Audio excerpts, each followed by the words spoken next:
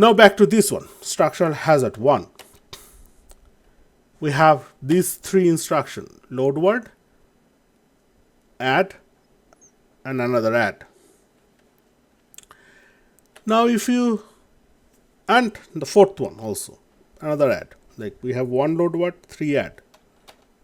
What happens here, if you see, if you compare the first cycle instruction fetch of the 4th instruction versus the memory stage, which is load word, like we need to do 4th cycle at the memory, 4th cycle of this first instruction involve the memory as a resource, like we are actively accessing that. Then they are basically in conflict, right? In the pipeline process or pipeline strategy, what will happen, like when load word, the first instruction, is trying to access its memory for the data read, same memory as a resource is going to be accessed from this 4th instruction as in instruction fetch. But in memory is one single device. It cannot cater like 2 independent requests simultaneously at the same time, right? It's a one memory device. So that's become an structural hazard, right? So by definition, structural hazard is something like if at the same time point 2 different instructions are going to access the same resource, that becomes a structural hazard by definition. Okay, so just looking at this time relation, temporal relation, which phase is being executed at what time, it can be revealed very well between 1 and 4. These 2 instructions are trying to access the same resource, memory, for different purpose. One is for reading the data, another is for fetching the instruction, reading the instruction from the memory. So how do we solve it?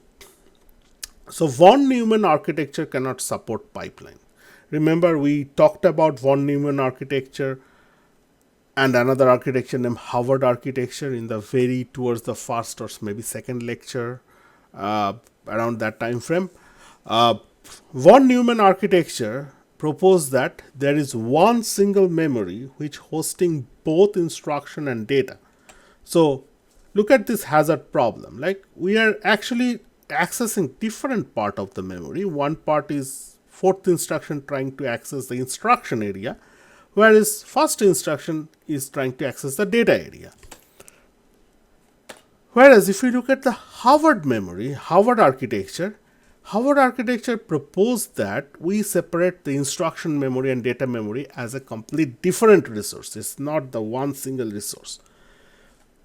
So that means Harvard architecture, we need to pick up Harvard architecture as a whole, and that can solve my this structural hazard 1 in my pipeline scenario.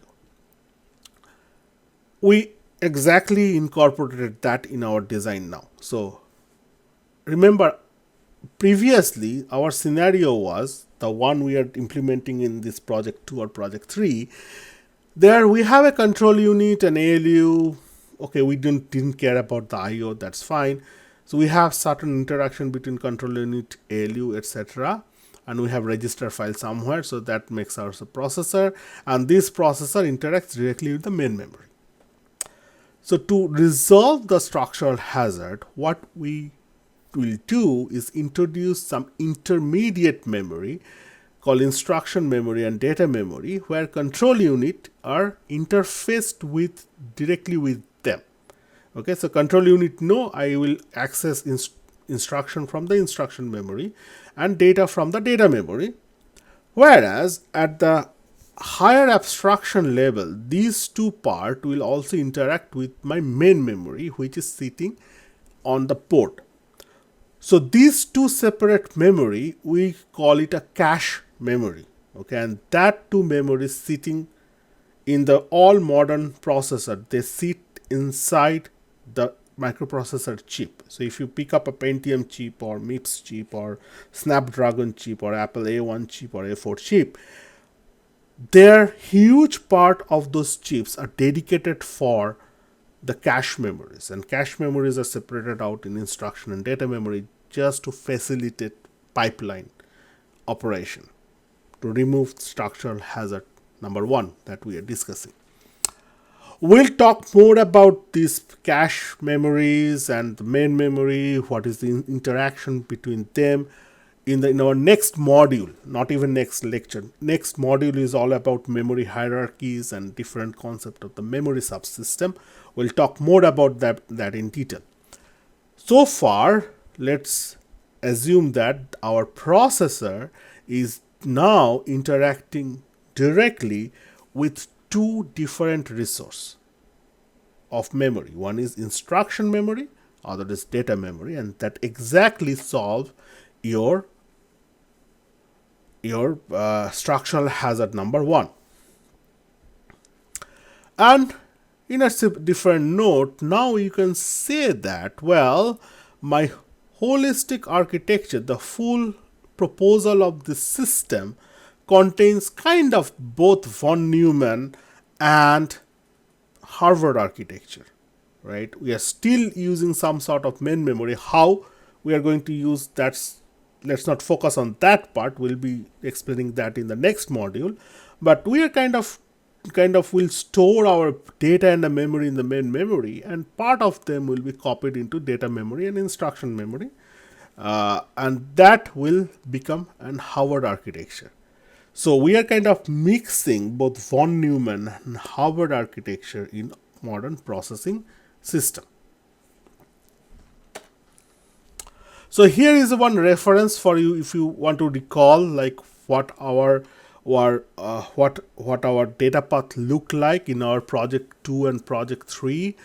And remember, like we had something like we talked about instruction register here, but instead of instruction register, we just replace that instruction register with an instruction memory, okay, and separate data memory.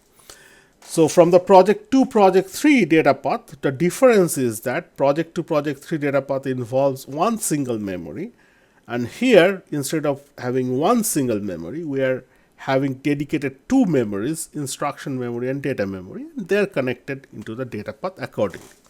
So that's the change we need to make. For there is no project for that, but if we would like to make a pipelined processor derived out of our project 2 or project 3, first step we need to make this separate out the memory into two parts, instruction memory and data memory.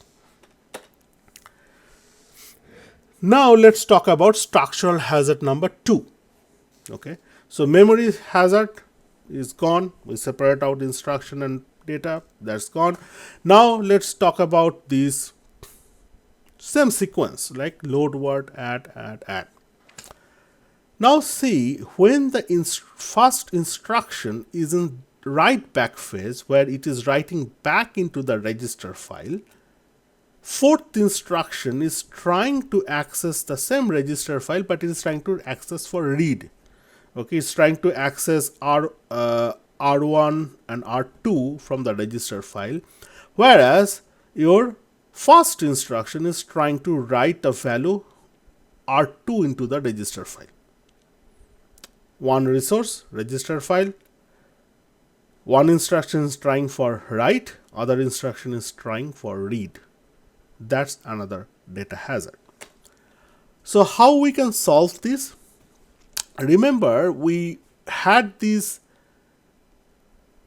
operation table for a register file. This is a schematic or interface diagram of the register file, and we said that 0, 0, like read 0 and write 0, that control, and read 1 and write 1, both of them are hold, data hold, like whatever is being read in the previous cycles, that data will be hold at that R1 data and R2 data outputs.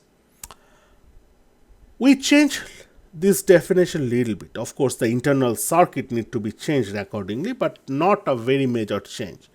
What we'll do, well, we'll keep the hold as 0, 0.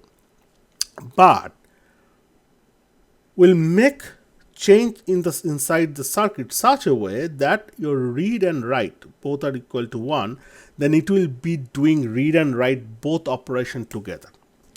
We could do that, like logically we could do that, because we have separate addresses for reading, like R1 address, R2 address, also separate address for R1, right? So 3 independent address can be issued to the register file.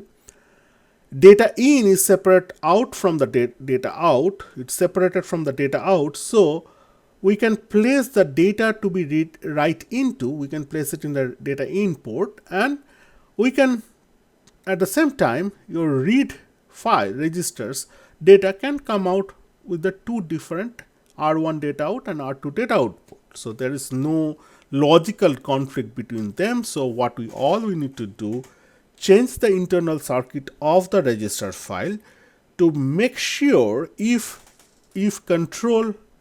controller says read equals 1, write equals 1, then it will read and write simultaneously.